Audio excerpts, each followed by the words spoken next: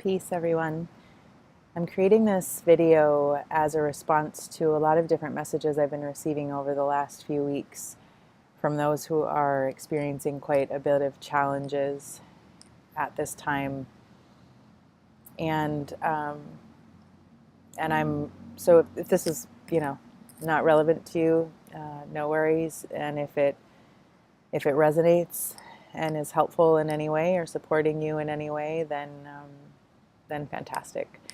So part of what I'm hearing and what I'm experiencing myself is that in this current time, we're having quite the upgrade that is happening as we experience our multidimensional self evolving. And what that means is that we as a human species are evolving in a sense where we are transmuting our ancestral traumas and lineages from the separateness that we have learned and been programmed over time that has allowed us to see our current scenarios in time and space and how they're being played out right now.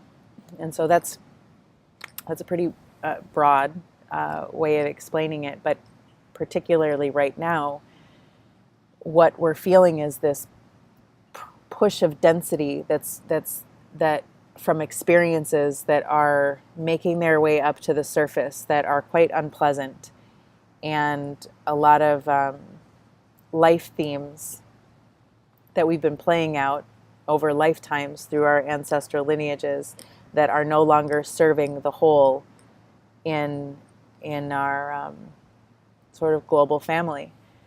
I don't think any of us can truly deny the fact that we are seeing so much separateness in various ways.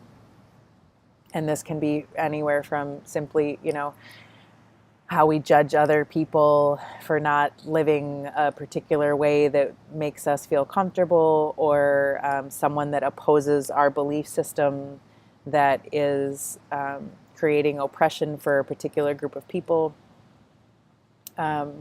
Our relationship with ourselves that creates self-doubt and fear of various ways. So this all plays out in a variety of ways.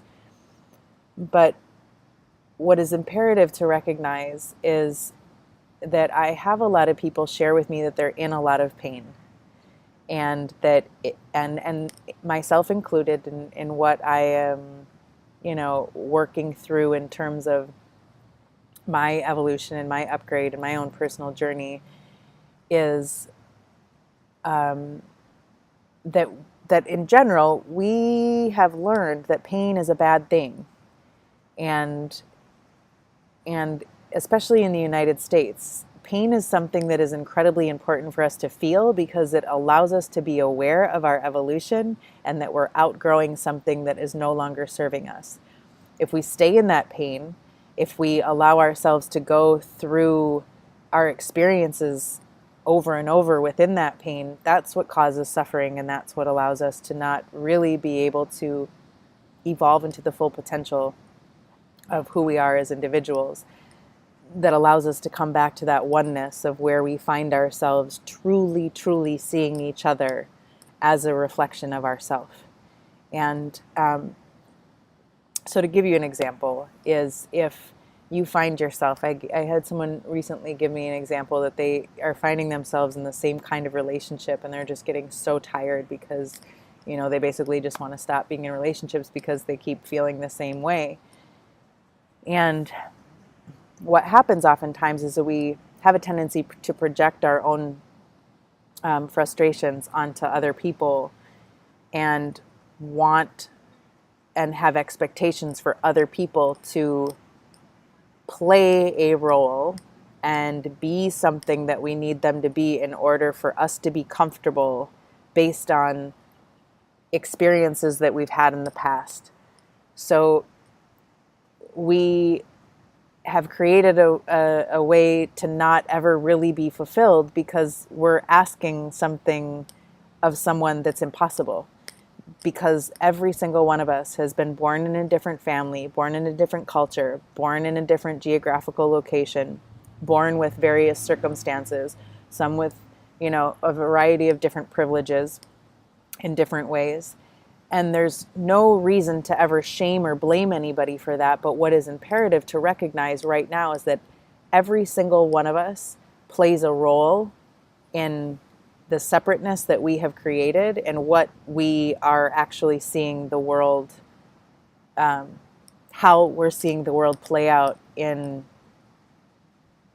what we're seeing today. So how do we do that? It's not something people want to hear, And this is really what's really profound, is how many times I hear it, like, oh my gosh, this is so hard. I'm like, I know, it's so hard. The strength that every single one of us has is profound. But we have to be able to sit inside of whatever it is that we have created in terms of the suffering within us, to be able to transmute that and see what it actually is, so it no longer has to live inside of us. So that denser energy ends up becoming a higher frequency, and so we resonate on higher frequencies, which is words that we put to, semantics, words like positivity and love and joy and connection, in ways that lift us from these denser frequencies that are fear and loneliness and disconnection and so, I know this. It's really hard when you get wrapped up in these loops of thought processes that have come with us in our DNA over, lifetimes, based on our ancestors and how they have learned and what they've been taught over time. So if you imagine your identity, and just what you're conscious of, what you identify with as yourself, just what you're conscious of, and then imagine how much you're not conscious of that is based on the programming and conditioning of your ancestral lineage.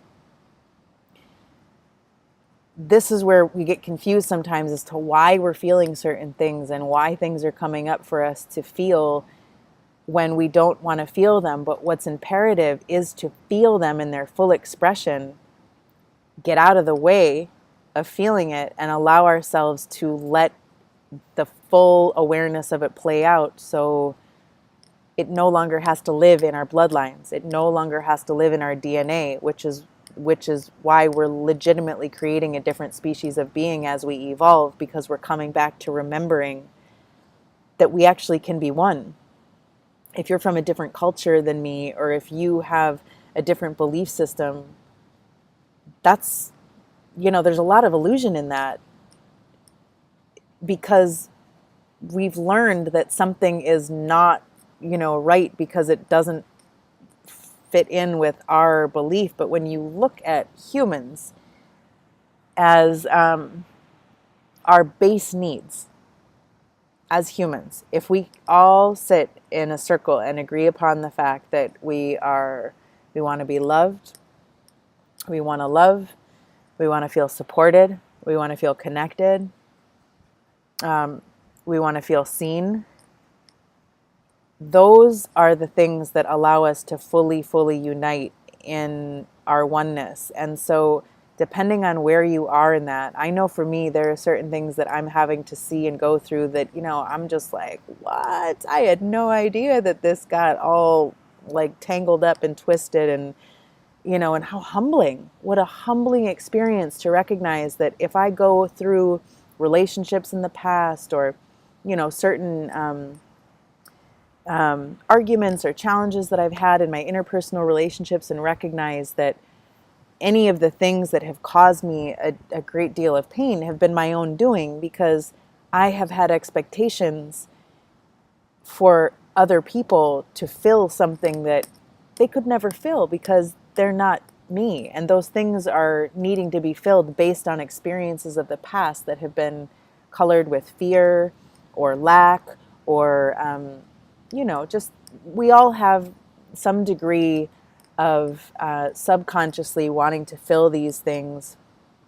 And what I find right now is, we can talk about our evolution and in a general way of what's happening on the planet.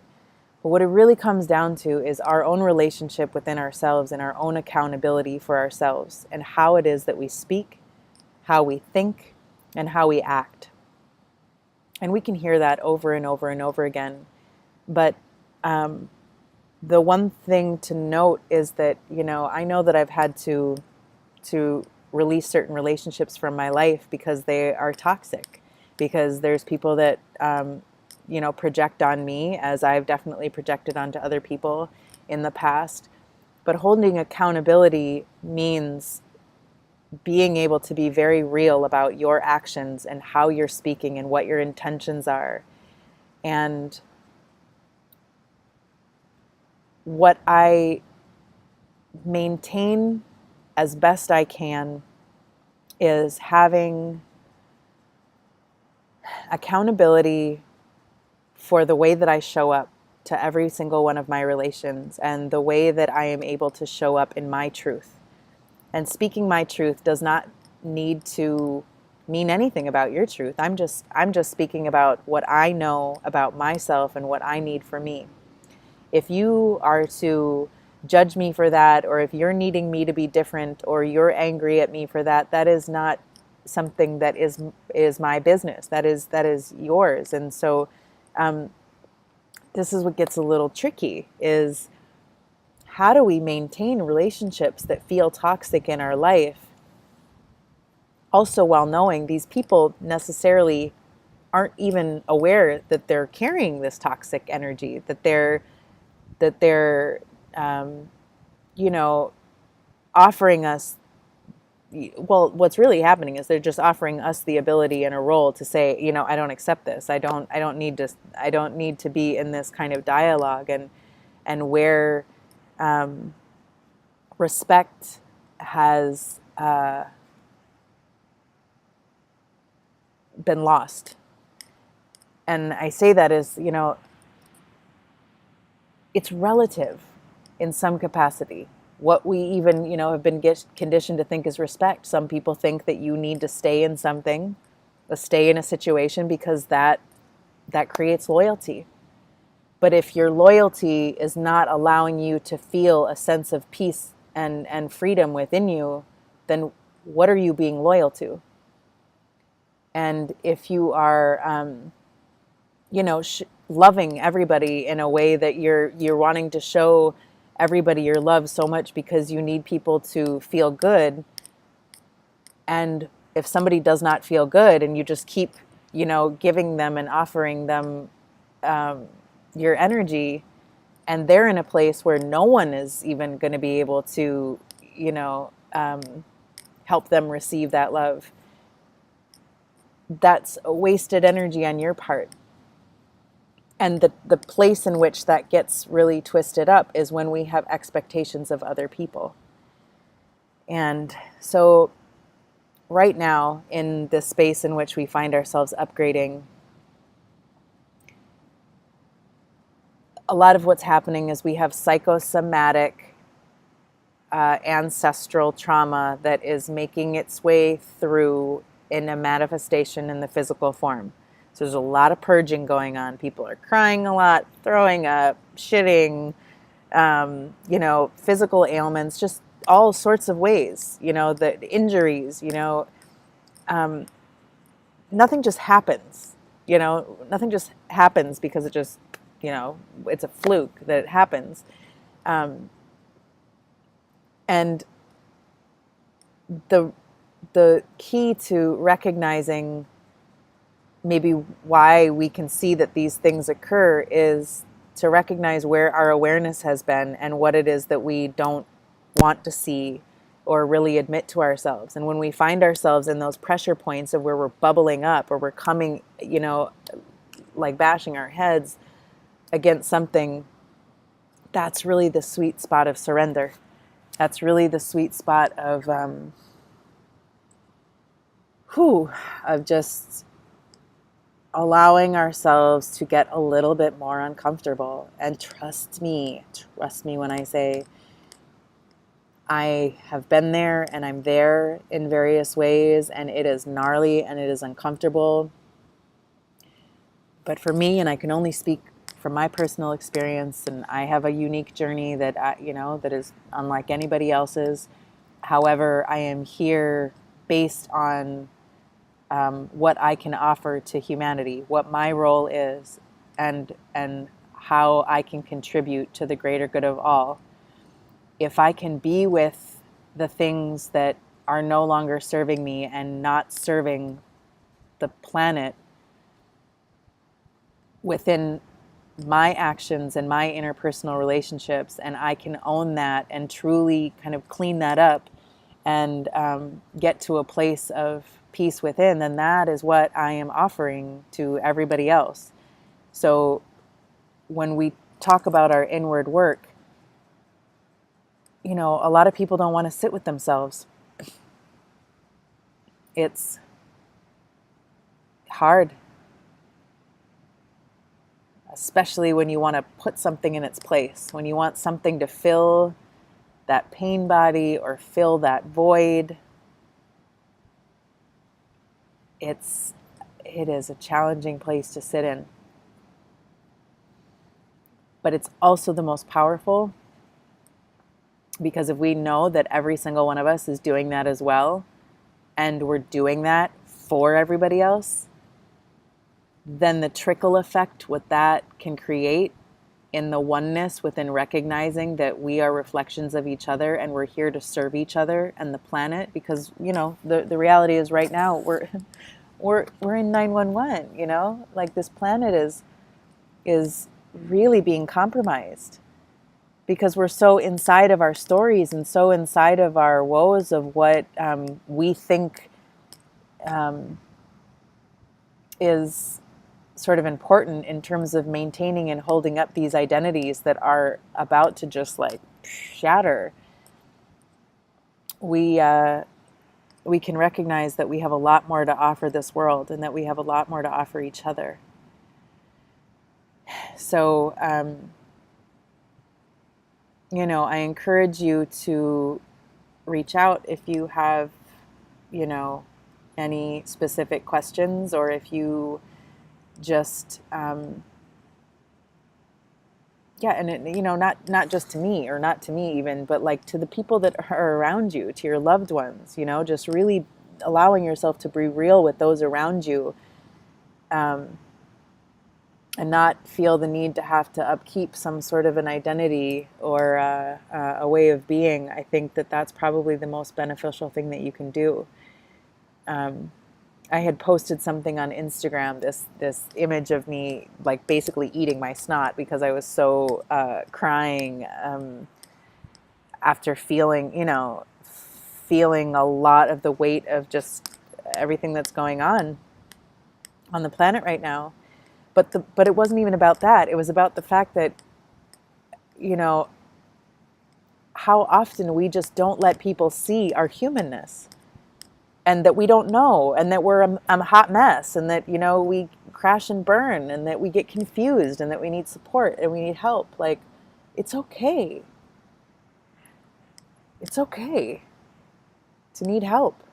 You don't have to maintain anything. You don't have to keep it up. We're here to help each other out. And the more we can, own our own shit and allow other people to get messy from time to time, I think we're going to be on a better track. And if we can just keep reminding and expanding that, so that we can get back to remembering this oneness and this heart frequency that is so powerful and expansive and healing and uplifting and of the highest frequency. So I hope some of that is helpful. You're all so powerful. I have to remind myself of the power that I have to not get stuck in these places as well. So you're not alone, and keep trusting that we're all in this together. We are all in this together. So I hope that's helpful, and keep it going. Peace.